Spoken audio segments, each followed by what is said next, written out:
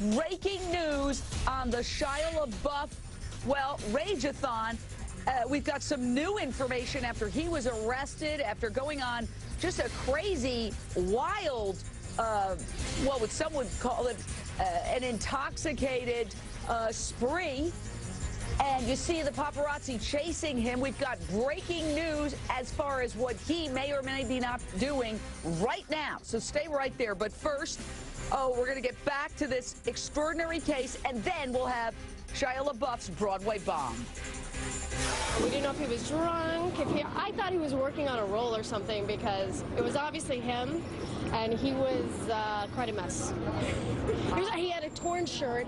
He had a cigarette. He was blending into the crowd, trying to, and chasing bums and craziness. Walked the red carpet with a bag over his head, and the bag had the words, "I am not famous anymore," written across it. Well, he's infamous tonight. And tonight we've got breaking news out of Hollywood. We are just getting word from Shia LaBeouf's rep that Shia has not checked into a rehab facility, but he is, quote, voluntarily receiving treatment for alcohol addiction, end quote. This after the 28-year-old heartthrob was involved in what spectators call a drunken escapade in New York City that everybody was watching. They got him arrested. Witnesses say he was totally out of control at a Broadway show, yelling obscenities, smoking cigarettes during the performance. He was kicked out. Now, some people thought the outburst was so dramatic that it was actually part of the show. They say they don't know if he was acting or intoxicated. Honestly, I wasn't thinking drunk or drugs. I was thinking he was working on a role because it was that extreme. Then we saw him in the theater getting a drink at the bar with a torn shirt and stumbling, and then he fed a strawberry to a woman from her plate. Bizarre behavior, for sure. He was arrested and charged with disorderly conduct, criminal trespassing, and harassment. Now, after a court appearance, a disheveled Shia wearing a ripped T-shirt was swarmed by reporters and photogs. Listen as they chase after him and try to ask questions like, what the heck is going on with you, dude? What happened? Are you got any apology?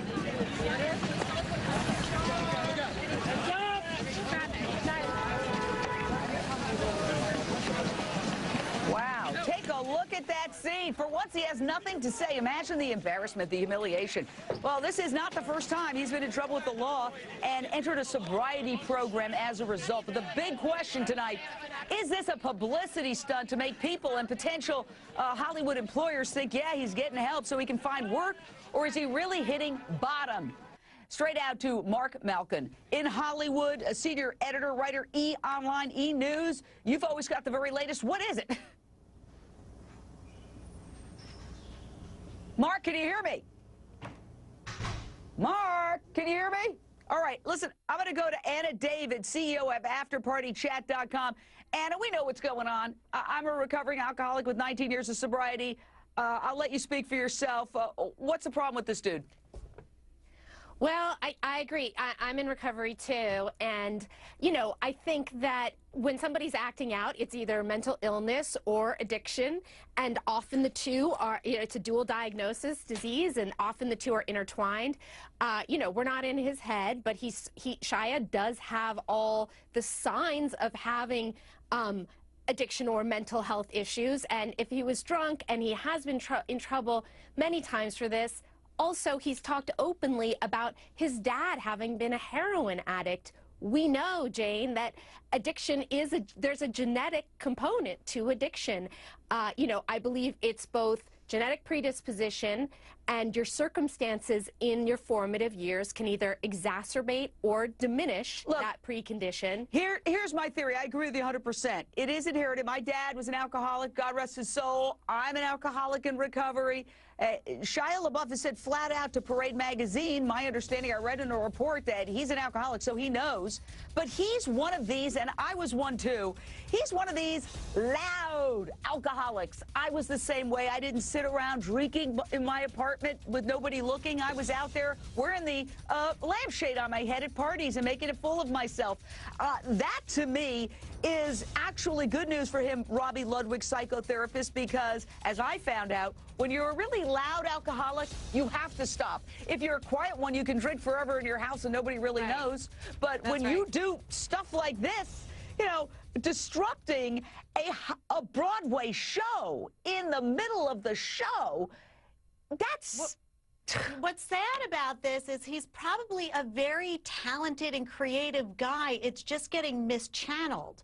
So because he has an addiction that's not being treated properly, probably some type of mood disorder as well, which he's not treating, he's just acting out all over the place, and it's almost like performance art. But what's not funny is that he's really self-destructing. So instead of using his creativity in a way that can really promote his career and help him gain more work, he's really destroying himself, and we don't know if he's hit his rock bottom yet, where he really understands he needs to take matters into his own hands. To that point, I want to go to Mark Malkin, senior editor, writer, E! Online. We got you back out of Hollywood.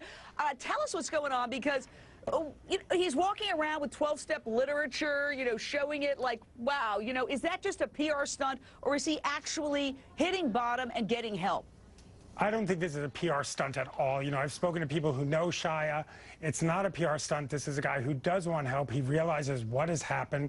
Not only is it embarrassing, but it's going to hurt his career if he continues down this path.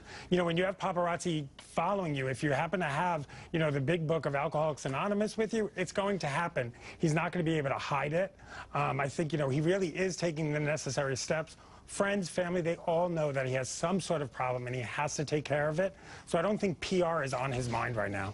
Yeah, but he didn't go into treatment. CNN is confirming that he's getting treatment for alcohol addiction, but has not entered a treatment facility, has not gone into rehab. I got to ask you about that, Anna David. No, I got sober without going into rehab.